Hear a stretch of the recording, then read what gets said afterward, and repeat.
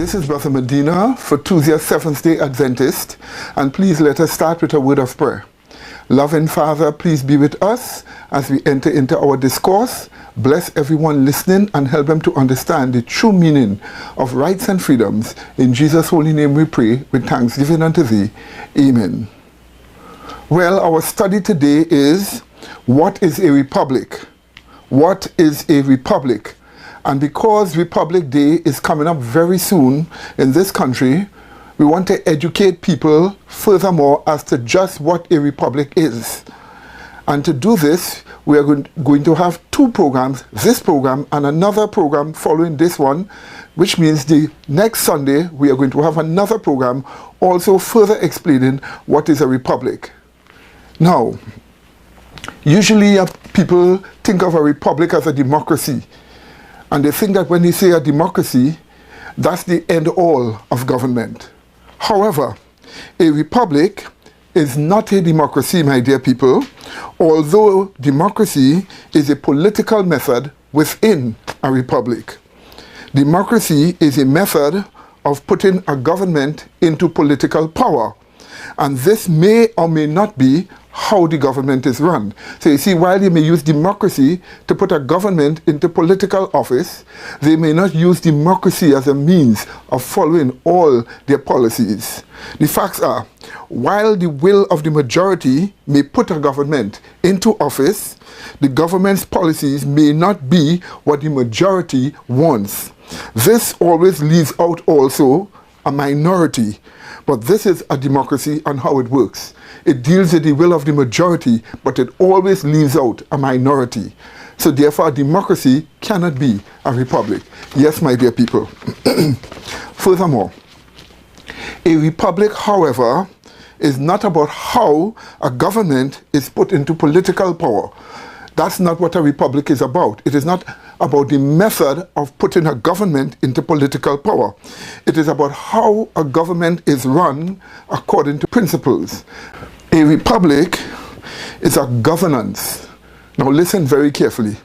A republic is a governance that respects and protects the rights and freedoms of all citizens, both majorities and minorities. So when you speak about a republic, you are speaking about a method of governance in a country.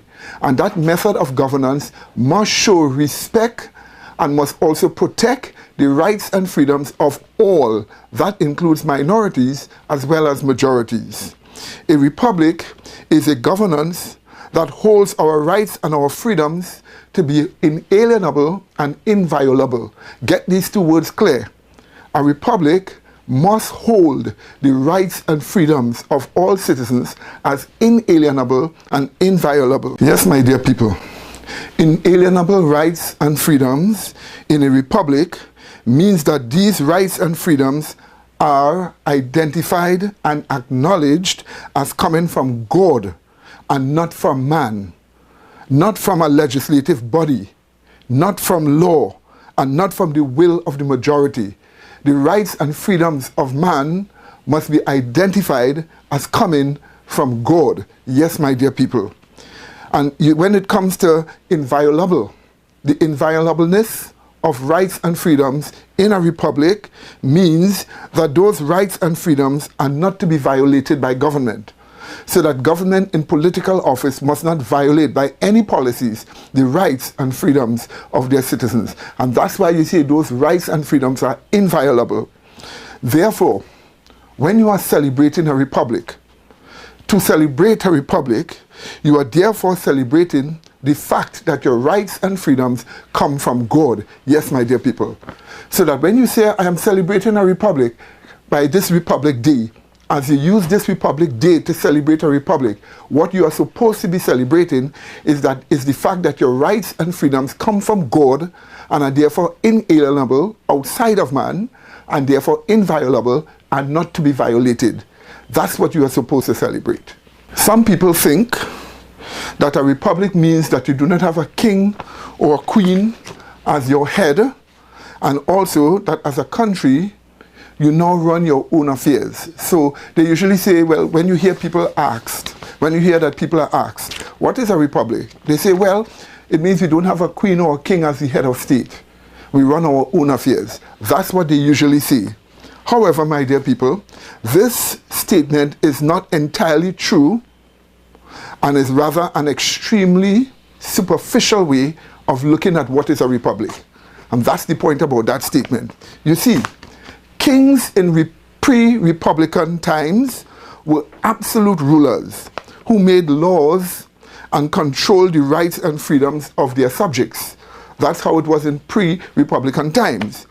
Because of this, people were subject to abuse, to torture, and to executions by the whims and fancies of those kings, or by the influence of religious despots influencing those kings. So when those religious despots would influence those kings would in those days kill people or murder people for religious causes to please the church.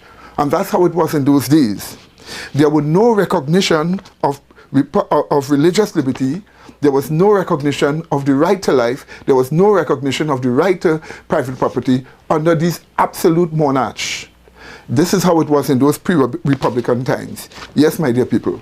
So, when a republic removes the king as a political head with powers, it recognizes that rights and freedoms do not come from the king, but they come from God only, and therefore they must not be violated. And this is what a republic recognized. Now, instead, the law or constitution of the country that is a republic was the new authority. The law was now the new authority. The people were ruled now by law and not by a king. Thus, the importance of the removal of the king meant that the rights and freedoms of man came from God and thus must not be violated.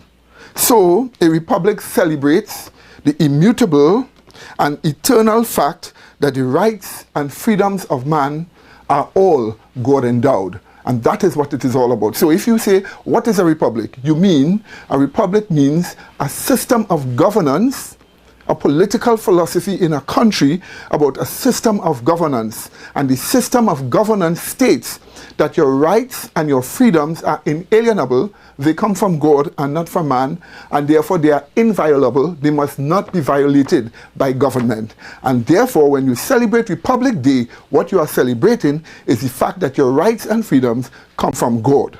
This quotation explains a little more about what we were just talking about. This was written by John Quincy Adams. Here is what it tells us. I quote, "The War of the American Revolution taught monarchs and statesmen a great moral lesson, universal in its application and valuable beyond estimate. It taught them to respect the inalienable rights of the governed and to regard political freedom as the firmest pillar of the throne." End of quote. And so John Quincy Adams clearly shows us what a republic did to what we call kingship, or the divine rights of kings. It clearly showed them that they must respect the rights and freedoms of man. And this is the firmest pillar with political rights. And so the kings had to back off and allow law to rule. Yes, my dear people. Another quotation that helps us understand this point is a quotation which was written by myself. And this is what it states, I quote, "The centralization of authority in the hands of an absolute monarch and not in the universal law of equality for all is the direct opposite of republicanism." So that if you have laws, and these laws counts all of us as equal, and these laws have the authority, that is a republican state, that is a republican country. And this is exactly the opposite of the centralization of authority in the hands of a king despot. Yes, my dear people. Furthermore, this beautiful quotation we love, we're giving this quotation to you. It says this, I quote, "This nation has in its keeping the last word in human political institutions, the Republican form of government. So that a Republican form of government is the ultimate government upon a sinful earth. It is the last word in human political institutions, republicanism. And this is the reason why you must celebrate a republic, because you have the ultimate, the protection of rights and freedoms. This is what a republic is all about. And not just only must citizens recognize this, but government must also recognize this. In this quotation, here is what we are told, I quote, "The polity of a republican government is based on the principle of the sovereignty of the people." So when a government has policies, those policies must always be based upon the recognition of the sovereignty of the people. This is what a republic is all about. Another important quotation that helps us in understanding these issues is this quotation. I quote, "It was much urged also that independence involved a landing in republicanism." Now this means once a country becomes independent from a system, from another governmental system, the best form of government that they must have is republicanism. And this is why Trinidad and Tobago gained independence, and from independence they landed into republicanism. Yes, my dear people. I am talking to the director of the Tusian Institute for Religious Liberty, Brother Shannon Bartholomew, and he will be having a display in the public library about republicanism. In this interview, he is going to tell us exactly what is a republic. Brother Shannon. Okay. A republic is a country that has adopted a republican form of government. Now, it is not, the term republic may not be the name of the country, or may not be the term that is used to call the country, because you have countries that are called republics, for instance, the People's Republic of China, yet still it doesn't have a republican form of government. So a republic is a country that has adopted and implemented the republican form of government, which secures, among other freedoms, liberty of conscience. And of course, liberty of conscience is supported by a variety of sub-freedoms like religious liberty, freedom of thought, freedom of information, freedom to teach and preach, etc., etc. So all these freedoms are critical to the advancement of the country itself. And that is what secures a free society. Yes, my dear people, I am outside here from our temporary church building, and I want to introduce a few of the brethren to show that in our church we train people well. We want you to know that they also understand what is a republic. A republic is defined as a government which derives all its powers from the great body of society, not from an inconsiderable proportion, a favored class, or a handful of powerful special interest groups. A republic embodies rule by law and not by majorities or special interest groups. So in other words, a republic is a form of government that embodies rule by law.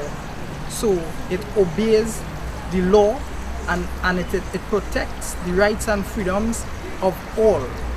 And also, a republic is defined as a government which derives all its powers from the great body of society, not from a considerable proportion or favored class. So no family or kings and their ideas must rule society, but society is ruled by law which protects the rights and freedoms of all. So this is a government which is a republican government that protects the rights and freedoms of all and does not oppress minorities because the majorities is against what the minorities believe. All are protected under law in a republic form of government. A republic is a country that is governed by the laws of God. It is governed or ruled by a republican government that views or appreciates the religious liberty law. It is viewed, or they appreciate the religious liberty law and view each and every one as equal, that the majority may not rule over the minority. In a country such as ours, Trinidad and Tobago, we as a republic are governed by a constitution that upholds our rights and freedoms, and so it secures us, or it protects us against any policies or leaders that would introduce or try to introduce laws that are anti-rights and freedom. So in a republic nation, we all citizens, whether you are a minority of the minority or the majority, are protected with a republic form of governance. A republic is a form of government that respects the rights and freedoms of its citizens, right? This government understands that the rights and freedom of its citizens is God ordained, right? It's given to them by God, and their role is to protect the rights and freedom of its citizens. A republic is a type of government that respects the rights and freedom of its citizenry and also establishes the principle of equality under law. Thereby, there will be no oppressive or no tyrannical type of government in a republic. Each individual rights are respected and protected by the government.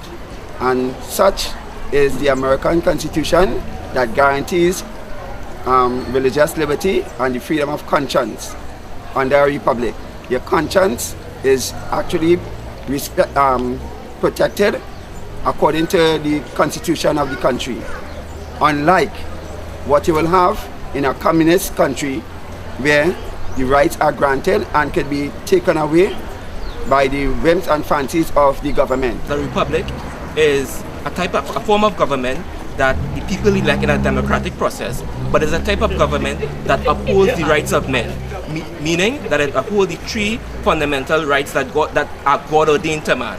First, the right to religious liberty and its enjoyments. Then secondly, the right to life and the right of private property. These rights must be upheld by the majority because it is a democratic process, and the rights of the minority should be protected by this government upholding the rights of men. Now, this is what the government is supposed to uphold to a nation, giving the people, acknowledging the people's three basic rights. The first right is the right to religious liberty. Religious liberty giving you the freedom to serve God as the creator. The second right is your right to exist, or your right to life. Therefore, no man is supposed to take your life from you because your life is given by God. And the third right is your right to private property. And those are the three rights given to you by God that the government is supposed to hold under a republic.